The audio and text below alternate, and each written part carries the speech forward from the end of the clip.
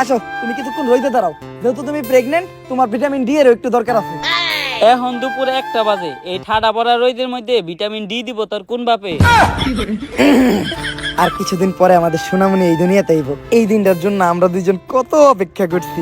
Baby নেওয়ার planning থেকে শুরু করে এই 8 মাস পর্যন্ত ভিডিও বানায় ভালো ফলোয়ারে কামাইছি। বাচ্চা হওয়া পর্যন্ত ফলোয়ার মিলিয়নে চলে যাইব। ভিডিও বানানো বন্ধ করা যাইব না, কারণ তোমার ডেলিভারির খরচ এই ভিডিও থেকে উঠাইতে হইব।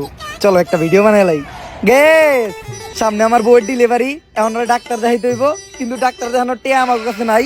তাই আপনারা এই ভিডিওতে বেশি করে ভিউ দেন, যাতে এই ভিডিও থেকে ইনকাম হওয়া টাকা দিয়া আর চেক আপ করাইতে পারি। গাইস, আমি ওরে চেক আপের জন্য ডাক্তারের কাছে নিয়ে আইছি।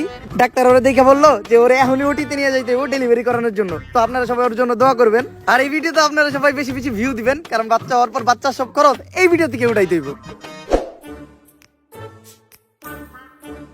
আরে বেটা চিন্তা করিস না, ভাইবের কিছু হইব না। ওই চিন্তা করে কেটা? আমি তো চিন্তা করতেছি এই যে মানুষ অপারেশন থিয়েটারের বাইরে বসে চিন্তা করে, এই চিন্তা নিয়ে একটা ভিডিও বানায় লাই। তাড়াতাড়ি ক্যামেরা ধর, ব্যাকগ্রাউন্ডে একটা ইমোশনাল মিউজিক লাগাই ছেড়ে দিমু, লগে লগে ভাইরাল।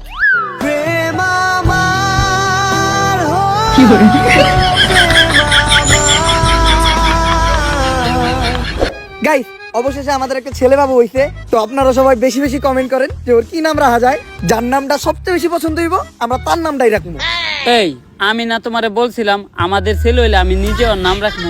আরে নাম তো তুমিই রাখবা, এই কথাটা আমি খালি কমেন্ট বানানোর লেগে কইছি। This is business.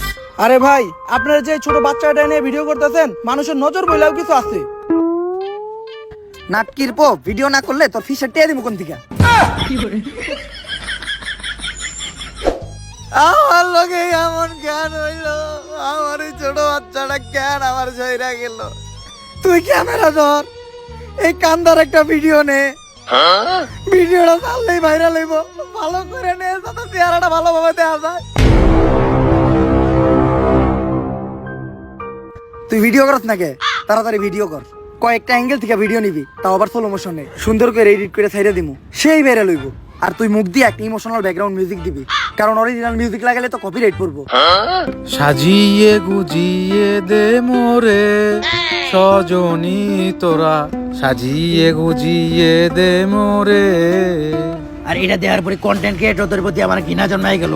একটা মানুষ ভাইরাল হওয়ার জন্য কতটা নিচে নামতে পারে, নিজের মরা বাচ্চারা দিয়ে পর্যন্ত ব্যবসা করে, তাদের করা ভিডিও করে ভাইরাল হয়ে যায়। আর ভাইরাল হওয়ার পর সবাই তাদেরকে নিয়ে রোস্ট করে ট্রোল করে, যার ফলে তারা আরো ভাইরাল হয়ে যায়। আর তারপর শুরু হয় তাদের নাচানাচি, কেউ চায়ও পায় না আর কেউ পায়ও মূল্য দেয় না। তাই আমি চিন্তা করি এই ধরনের কন্টেন্ট ক্রিয়েটরদেরকে আমি বাঁচতে দিব না।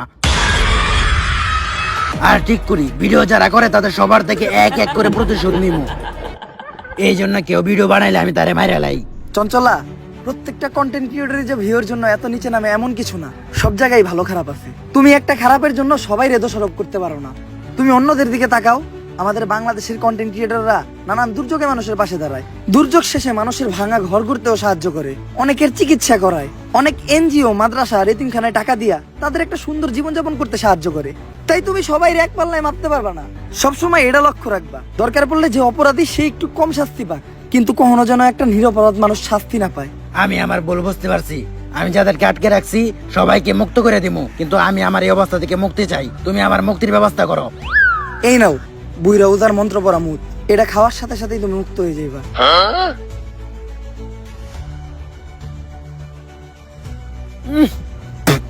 নন্তা হালার মনে জন্ডিস হয়েছিল।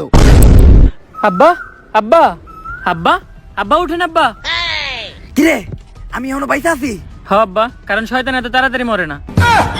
ভাব, উঠেন আব্বা, চলেন বাসায় যাই। বাসায় তোর মায় আছে না? হ্যাঁ আব্বা। তাইলে আর লাভ হইলো কি? এক ভূতের কাছ থেকে আইহা এখন এক ডাইনির কাছে যাইতাছি। এর থেকে মইরা গেলেই ভালো আছিল। ঠেলা দিয়ে খেলাই শেষ করে দিবি একটু পরে।